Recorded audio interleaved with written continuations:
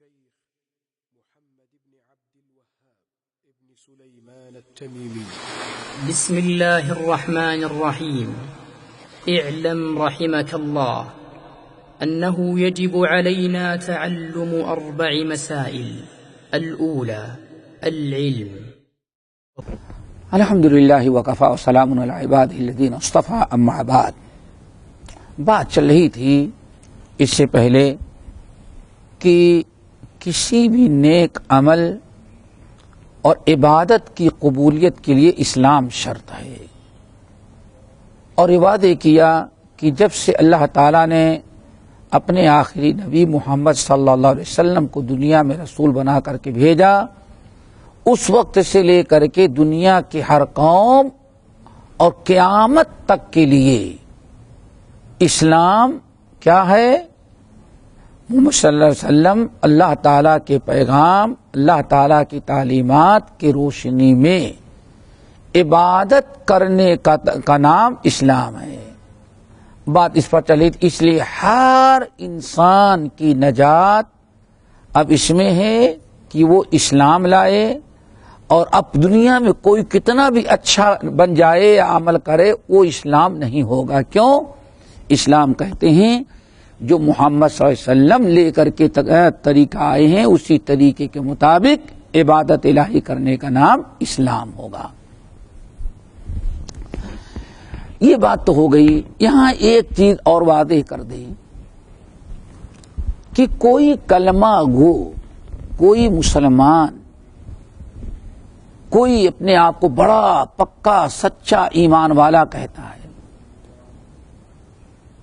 اس کی عبادت بھی اگر کوئی نئے ایجاد کردہ طریقے کے مطابق ہوگی، نبی علیہ السلام کے تعلیمات کی روشنی میں نہیں، تو وہ عبادت بھی غیر اسلامی عبادت کہی جائے گی، اور اسی کو بدعات کہا جاتا ہے.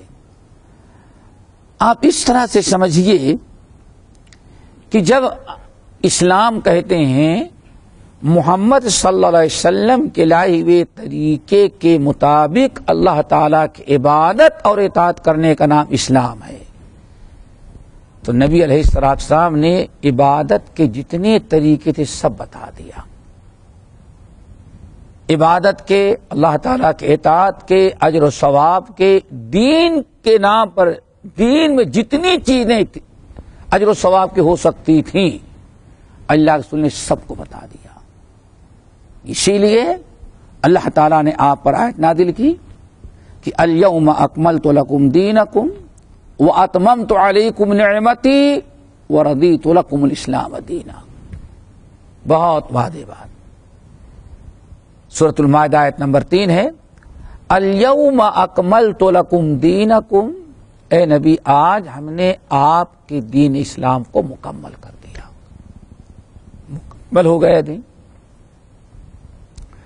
یعنی دین کی میں اجر و ثواب کی دینی کوئی ایسی چیز نہیں تھی اللہ تعالیٰ کے تقرب اور اجر و ثواب کے لیے جس کو اللہ تعالیٰ نے بیان نہ کر دیا ہو یا اپنے نبی کے ذریعے بیان نہ کروا دیا ہو.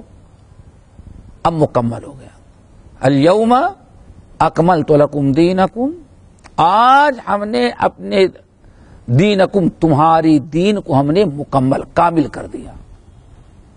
واتممت علیکم نعمتی، اور ہم نے تمہارے اوپر مومنوں اپنی نعمتوں کو پورا کر دیا.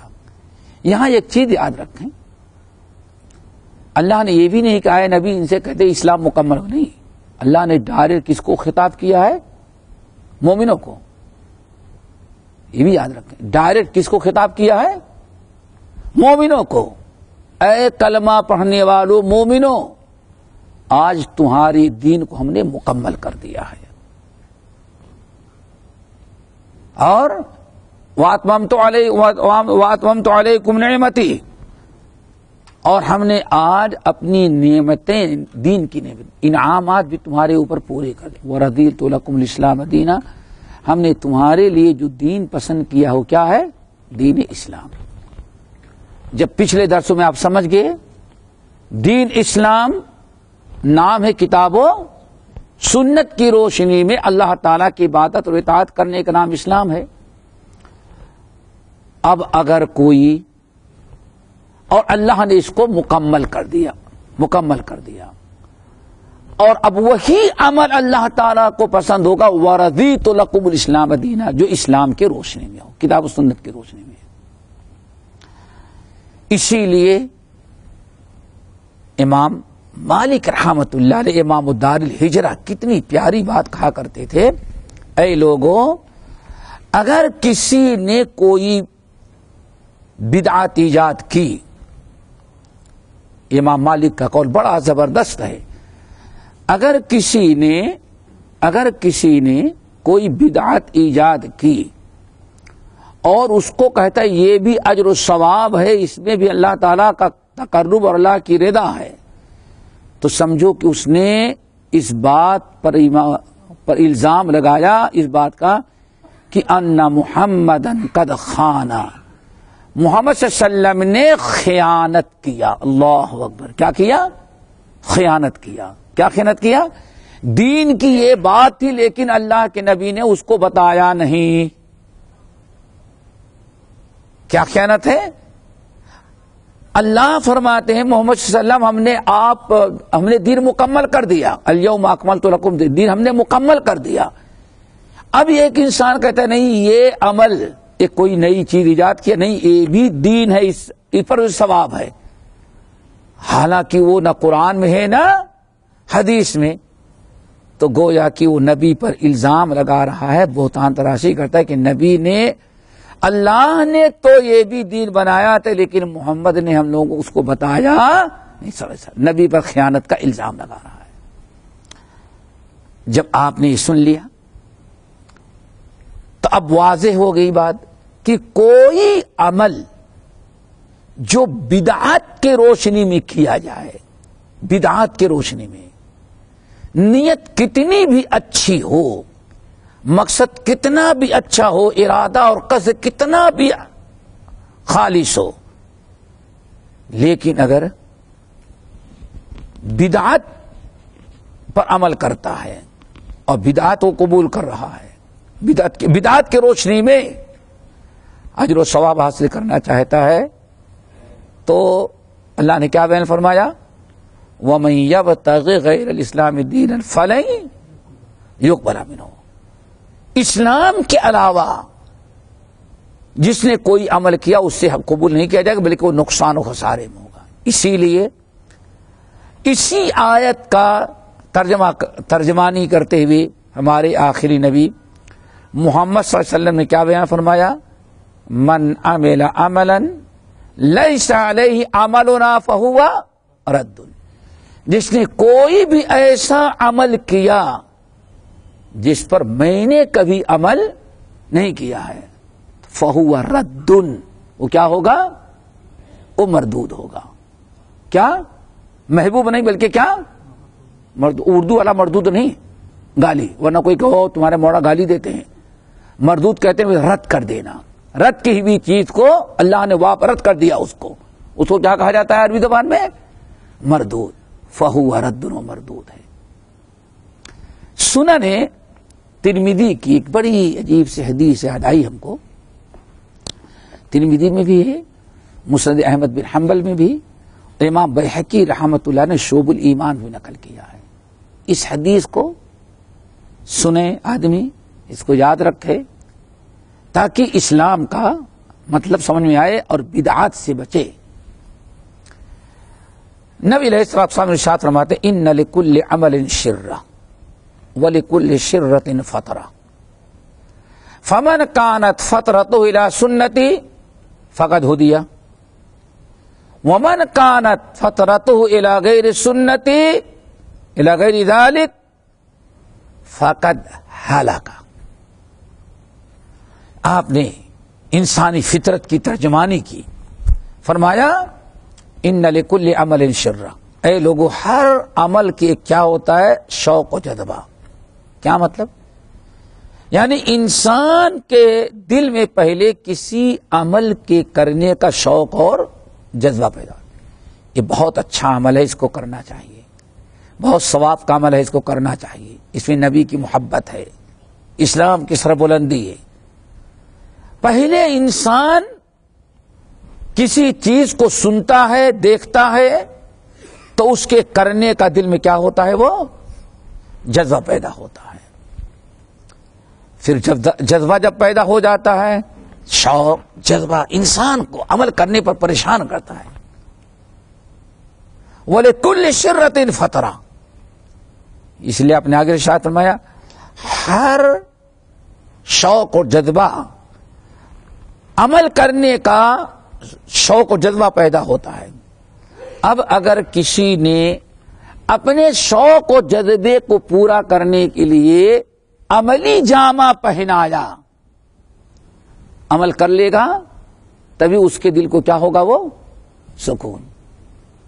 جب تک عمل نہیں کرے گا اس کے دل کو سکون نہیں ہوگا۔ آپ آ رہے ہیں، ایک آئے بڑے شوق سے، ٹریفک میں پھنس گئے، درس سننے کے شوق و جذبے سے نکلے ہوئے ہیں، لیکن درس حدیث نہ ملا تو دل میں کیا ہوا؟ سکون نہیں ہوا۔ اور ایک انسان ایسا ہے، آیا سننے کی غرض سے، سن لیا، اب اس کے دل کو ٹھنڈک محسوس ہو گئی، اس کا شوق پورا ہو گیا۔ یہی ہوتا ہے نا، ان لکل عمل شرہ ولکل شرۃ فترہ، ہر عمل کے لیے عمل کا دل میں ایک شوق و جذبہ ہوتا ہے، وہی جذبہ انسان کو عمل کرنے پر مجبور کرتا ہے۔ اور اس جذبے کو یا اس بے قراری کو اس وقت انسان جب تک عمل نہ کر لے وہ شوق و جذبہ ٹھنڈا نہیں ہوتا، جب کر لے گا تو سکون ہو جائے گا۔ پھر آگے فمن کانت فطرتہ الی سنتی، اب جو انسان اپنے شوق اور جذبے کو پورا کرنے کے لیے جب اس عمل کو عملی جامہ پہنانے لگا تو میری سنت کی روشنی میں عمل کیا، فمن کانت فطرتہ الی سنتی، پھر اس نے اگر عملی جامہ پہنایا ہماری سنت کی روشنی میں، فقد ہدیہ، تو اس کو ہدایت مل گئی، نیک عمل کی اجر و ثواب بھی ملا، اور اللہ تعالیٰ کے نجات کا قربت کا ذریعہ بن گیا۔ کب بنا؟ جب عملی جامہ پہناتے ہوئے اس نے کیا کیا؟ نبی کی سنت کے روشنی میں۔ لیکن آگے آدمی کے دل میں شوق و جذبہ کسی عمل کا پیدا ہوا، بالکل بے قرار ہے، اس کو عملی جامہ بھی پہنایا۔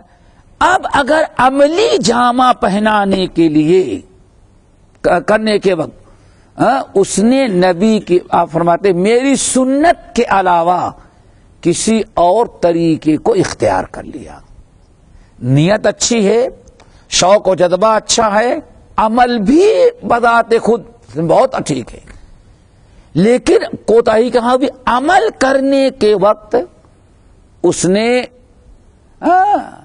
الی غیر سنتی، نبی علیہ السلام فرماتے میری سنت کے مطابق اس نے ادا نہ کیا، کسی اور طریقے پر ادا کیا، نیت اچھا، شوق و جذبہ اچھا، لیکن چونکہ عمل کرتے وقت اس نے نبی کا دامن چھوڑ دیا، نبی کی سنت و بتائے ہوئے طریقے کے مطابق عمل نہ کیا، تو اللہ رسول فرماتے فقد ہلاکا، عمل کرنے کے باوجود ہلاک و برباد ہو گیا۔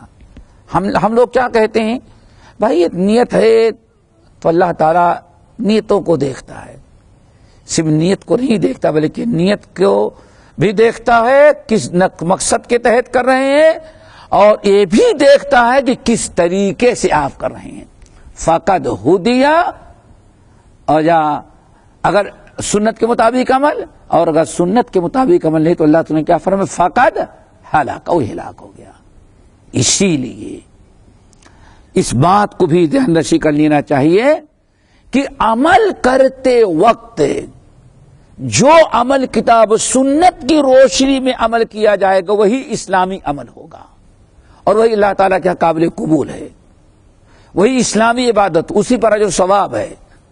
لیکن کتنی بھی نیت اچھی ہو لیکن عمل کرتے وقت سنت کا دامن چھوڑ دیا گیا تو ہلاک و برباد۔ بلکہ آپ ذرا بتائیں کہ نبی علیہ السلام ہر وقت جب بھی خطبہ دیتے کیا فرماتے؟ کل بدعۃ ضلالہ وکل ضلالۃ فی النار، ہر بدعت گمراہی ہے اور ہر بدعت انسان کو کہاں لے کے جاتی ہے؟ جہنم میں۔ اب اللہ ان یقبل عمل صاحب بدعت حتی یدعها، بدعتی کی نماز کو عمل کو اللہ تعالیٰ نے قبول کرنے سے انکار کر دیا جب تک کہ وہ بدعت سے توبہ نہ کر لے، بعد نہ آ جائے۔ اسی لیے ضروری ہے کہ عمل کرنے کے لیے عمل کرتے وقت سنت کے مطابق ہو، وہی سنت کے مطابق والا عمل اسلامی عمل ہوگا۔ اگر سنت کے مطابق نہیں تو اس کا عمل اسلامی عمل نہیں ہوگا۔ یہ ہے اسلام کی معرفت، یہ معرفت اسلام کی ہونی چاہیے کہ عمل بھی انسان کا کوئی قابل قبول نہیں جب تک کہ اسلام کی روشنی میں نہ ہو۔ اللہ تعالیٰ عمل کی توفیق نصیب فرمائے۔ اقول قولی ھذا واستغفر اللہ من کل ذنب واتوب الیہ۔